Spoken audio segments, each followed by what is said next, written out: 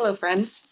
Good afternoon. I am happy to report that I have finished this quarter's journal. So my morning pages, 3 pages every morning. We've just finished an entire book, and I went through all of my books last year. Look at this. Oh, these are all of the books, all of the journals that I finished last year. These kind of started out as just me writing entries into like single entries. So it would be like just one day. Sometimes it'd just be a paragraph. And then this is when I got serious and I started doing 3 pages a day.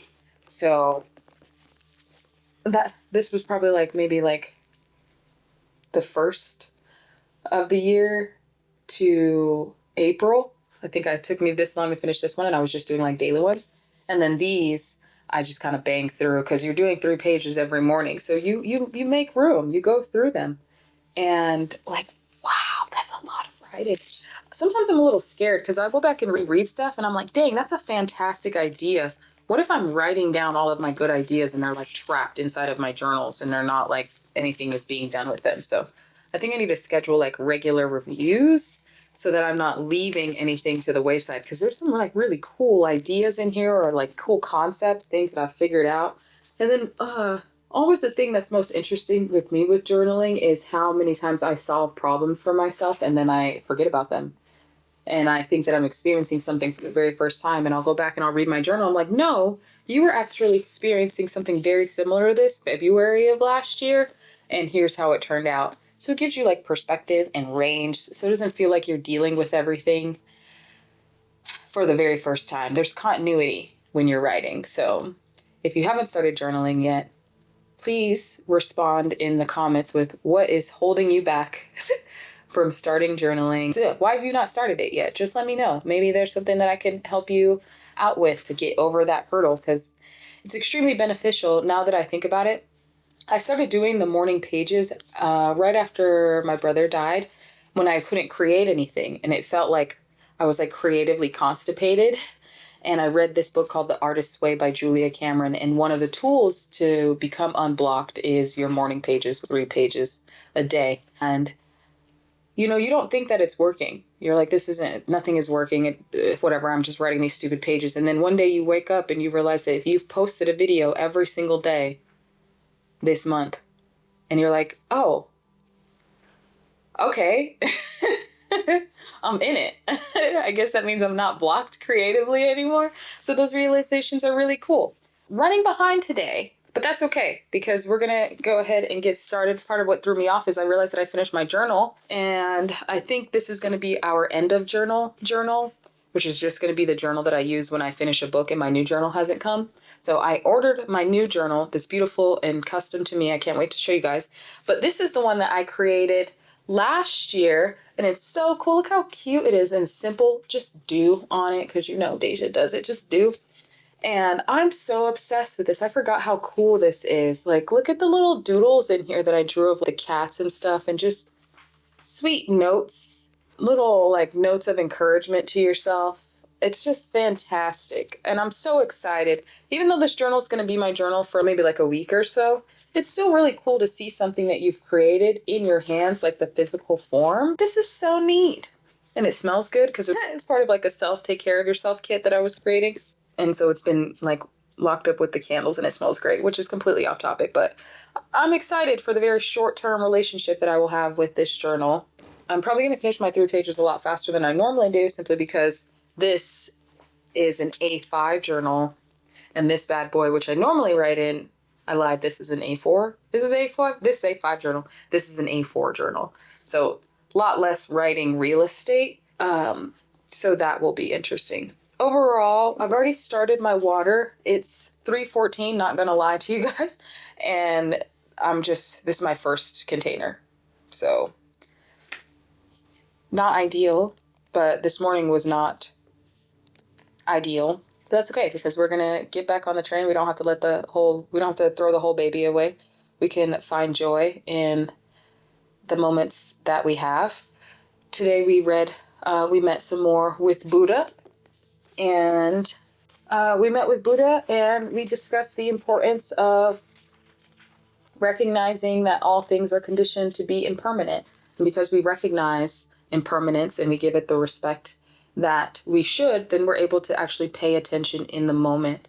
Instead of holding so tightly to the moments that have passed, we can know confidently that we gave this moment its due because we respected its impermanence.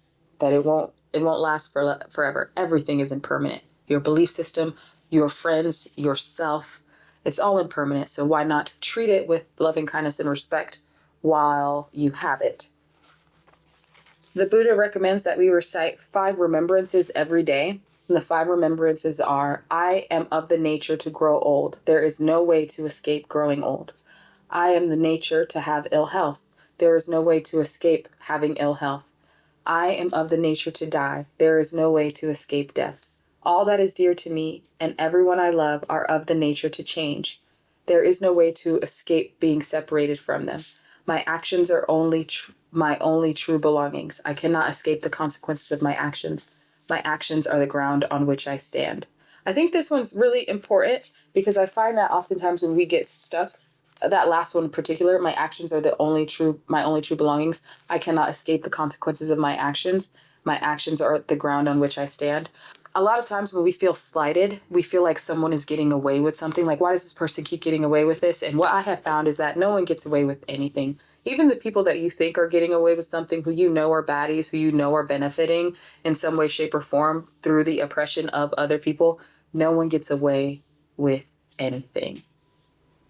No one. No one gets away with anything. So just keep that in mind.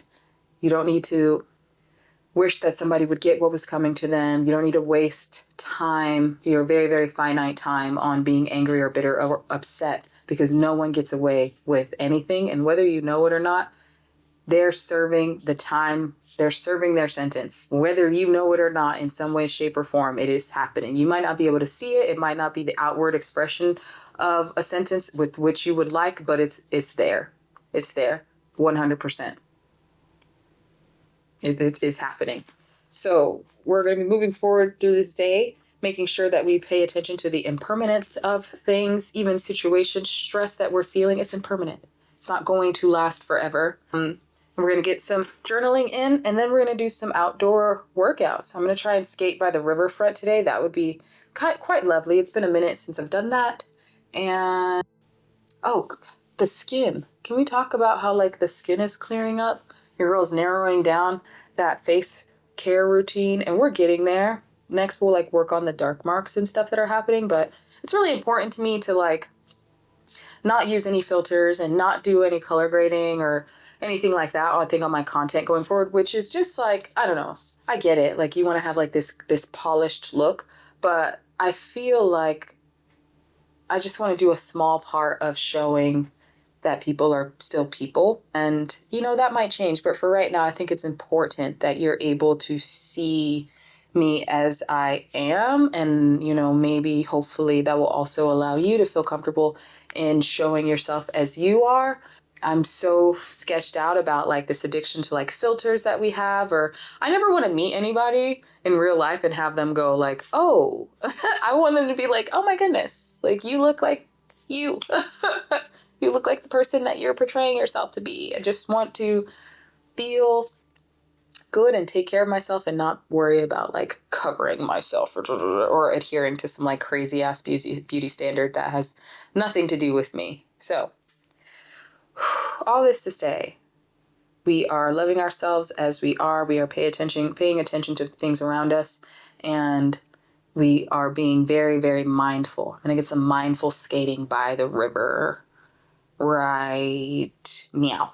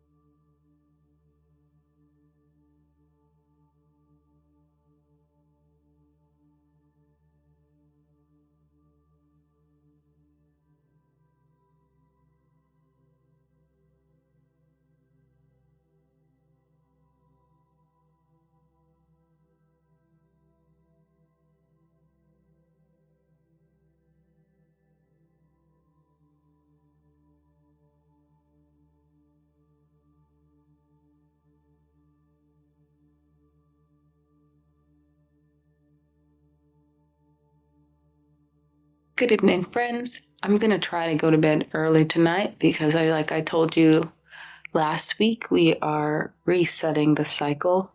Even though I could be more tired, we're going to make ourselves go to sleep because I don't want to keep continuing this cycle of waking up later because I'm staying up later. So we have to break the feedback loop. Today, I'm going to give it an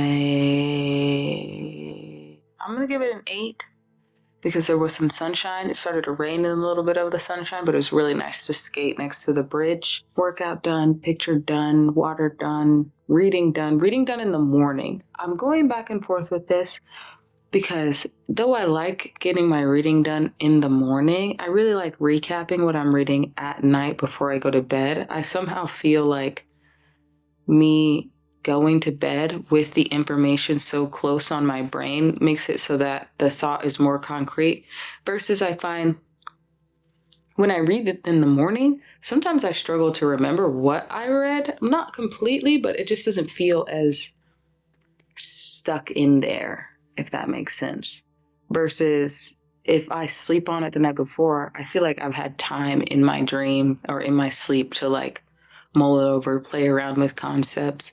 Whereas in the morning, so much stuff happens from the time I was reading in the morning and the time that I go to bed that I find myself wanting to reread what I read. So we're going back and forth. It's better from a logistical standpoint for me to get it done in the morning, but for me to actually absorb the information and be thinking about how I'm going to apply that information to my life or, what I find interesting or what I'd like to future research, doing it in the afternoon or doing it at night gives me a better payoff there. So it's like, what do you want? You want logistics or impact? And I think that I'm leaning towards impact. So we're going to see, we're going to stick with this week, the entire week of trying to like read in the morning so we can get a baseline of how we like it in comparison to reading in the afternoon, and then we'll make our decision.